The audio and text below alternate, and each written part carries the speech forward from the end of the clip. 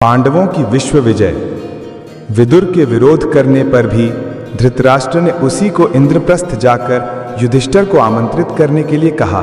साथ ही यह भी कहा कि वह पांडवों को उनकी योजना के विषय में कुछ न बताए।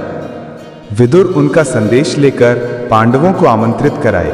पांडवों के हस्तिनापुर में पहुंचने पर विदुर ने उनको एकांत में संपूर्ण योजना से अवगत कर दिया। तथापि युधिष्ठिर ने चुनौती स्वीकार कर ली तथा द्यूत क्रीड़ा में वे व्यक्तिगत समस्त दांव हारने के बाद भाइयों को, स्वयं अपने को तथा अंत में द्रौपदी को भी हार बैठे। विदुर ने कहा कि अपने आप को दांव पर हारने के बाद युधिष्ठिर द्रौपदी को दांव पर लगाने के अधिकारी नहीं रह जाते। किंतु धृतराष्ट्र ने प्रतिकामी नामक सेवक को द्रौपदी को वहां ले आने के लिए भेजा। द्रौपदी ने उससे यही प्रश्न किया कि धर्मपुत्र ने पहले कौन सा दांव हारा है, स्वयं अपना अथवा द्रौपदी का। दुर्योधन ने क्रुद्ध होकर दुशासन भाई से कहा कि वह द्रौपदी को सभा भवन में लेकर आए। युधिष्ठिर ने गुप्त रूप से एक विश्वस्त सेवक को द्रौपदी के पास भेजा कि यद्यपि वह रजस्वला है तथा एक वस्त्र में है, वह वैसी ही उठकर चली आए। सभा में पूज्य वर्ग के सामने उसका उस दशा में कलपते हुए पहुंचना दुर्योधन आदि के पापों को व्यक्त करने के लिए पर्याप्त होगा। द्रौपदी सभा में पहुंची तो दुशासन ने उसे स्त्री वर्ग की ओर नहीं जाने दिया तथा उसके बाल खींचकर कहा, हमने तुझे जुए में जीता है, अतः तुझे अपनी दासियों में रखेंगे। द्रौपदी ने समस्त कुरुवंशियों के शौर्य, धर्म तथा नीति को ललकारा और श्री कृष्ण को मन ही मन स्मरण कर अपनी लज्जा की रक्षा के लिए प्रार्थना की।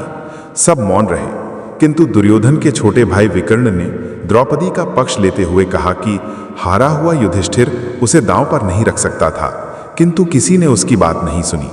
कर्ण के उकसाने से दुशासन ने द्रौपदी को निर्वस्त्रा करने की चेष्टा की। उधर विलाप करती हुई द्रौपदी ने पांडवों की ओर देखा तो भीम ने युधिष्ठिर से कहा कि वह उसके हाथ जला देना चाहता है जिनसे उसने जुआ खेला था। अर्जुन ने उसे शांत किया। भीम ने शपथ ली कि वह दुशासन की छाती का खून पिएगा तथा दुर्योधन की जांघ को अपनी गदा से नष्ट कर डालेगा। द्रौपदी ने विकट विपत्ति में श्री कृष्ण का स्मरण किया।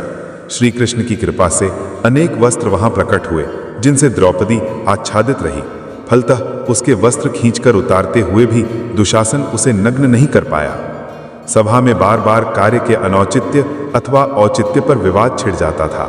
दुर्योधन ने पांडवों को मौन देख द्रौपदी की दांव में हारे जाने की बात ठीक है या गलत, इसका निर्णय भीम, अर्जुन, नकुल तथा सहदेव पर छोड़ दिया। अर्जुन तथा भीम ने कहा कि जो व्यक्ति स्वयं को दांव में हरा चुका है वह किसी अन्य वस्तु को दांव पर रख ही नहीं सकता। धृतराष्ट्र ने सभा की नब्ज पहचान कर दुर्योधन को फटकारा तथा द्रौपदी से 3 वर मांगने के लिए कहा। द्रौपदी ने पहले वर से युधिष्ठिर की दास भाव से मुक्ति मांगी ताकि भविष्य में उसका पुत्र प्रतिविंध्य दास पुत्र न कहलाए। दूसरे वर से भीम, अर्जुन, नकुल तथा सहदेव की शस्त्रों तथा रथ सहित दास भाव से मुक्ति मांगी। तीसरा वर मांगने के लिए वह तैयार ही नहीं हुई, क्योंकि उसके अनुसार क्षत्रिय स्त्रियां 2 वर मांगने की ही अधिकारिणी होती हैं। धृतराष्ट्र ने उनसे संपूर्ण विगत को भूलकर अपना स्नेह बनाए रखने के लिए कहा। साथ ही उन्हें खांडव वन में जाकर अपना राज्य भोगने की अनुमति दी। धृतराष्ट्र ने उनके खांडव वन जाने से पूर्व दुर्योधन की प्रेरणा से उन्हें एक बार फिर से जुआ खेलने की आज्ञा दी। ये तय हुआ कि एक ही दांव रखा जाएगा। पांडव अथवा धृतराष्ट्र पुत्रों में से जो भी हार जाएंगे वे मृग चर्म धारण कर 12 वर्ष वनवास करेंगे और 1 वर्ष अज्ञातवास में रहेंगे। उस 1 वर्ष में यदि उन्हें पहचान लिया गया तो फिर से 12 वर्ष का वनवास भोगना होगा। भीष्म, विदुर, द्रोण आदि के रोकने पर भी द्यूत क्रीड़ा हुई, जिसमें पांडव हार गए, छली शकुनी जीत गया।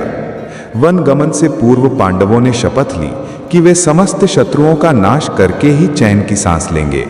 श्री धौम्य पुरोहित के नेतृत्व में पांडवों ने द्रौपदी को साथ ले वन के लिए प्रस्थान किया। श्री धौम्य साम मंत्रों का गान करते हुए आगे की ओर बढ़े।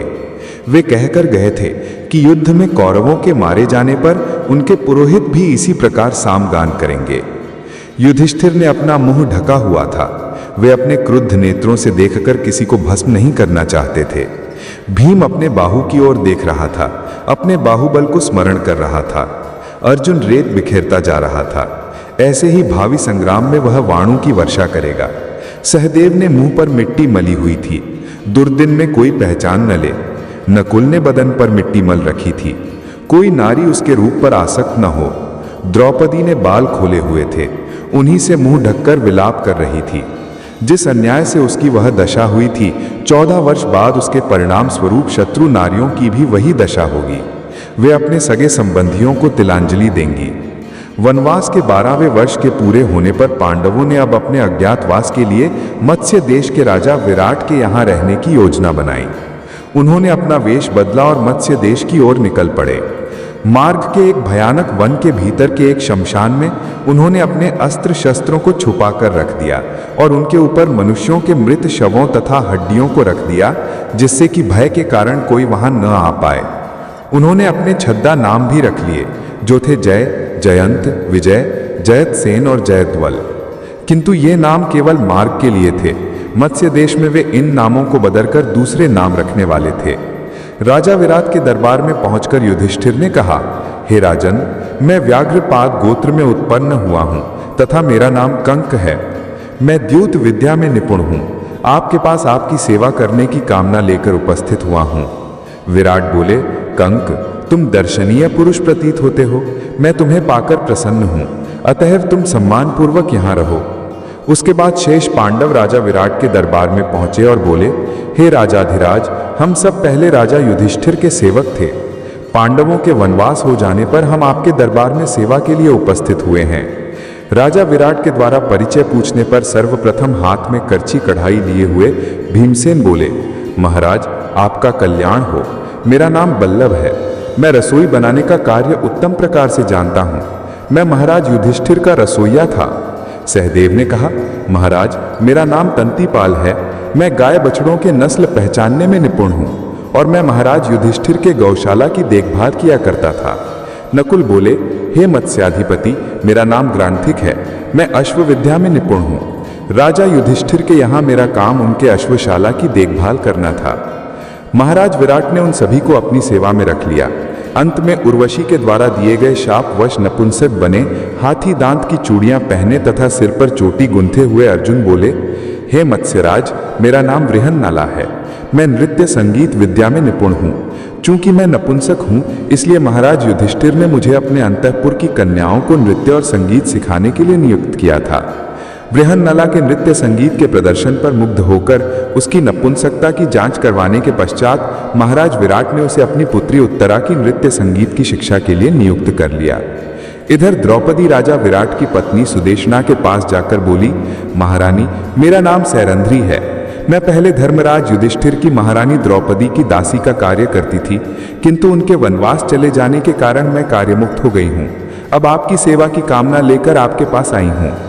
सैरंध्री के रूप, गण और सौंदर्य से प्रभावित होकर महारानी सुदेशना ने उसे अपनी मुख्य दासी के रूप में नियुक्त कर लिया। इस प्रकार पांडवों ने मत्स्य देश के महाराज विराट की सेवा में नियुक्त होकर अपने अज्ञातवास का आरंभ किया।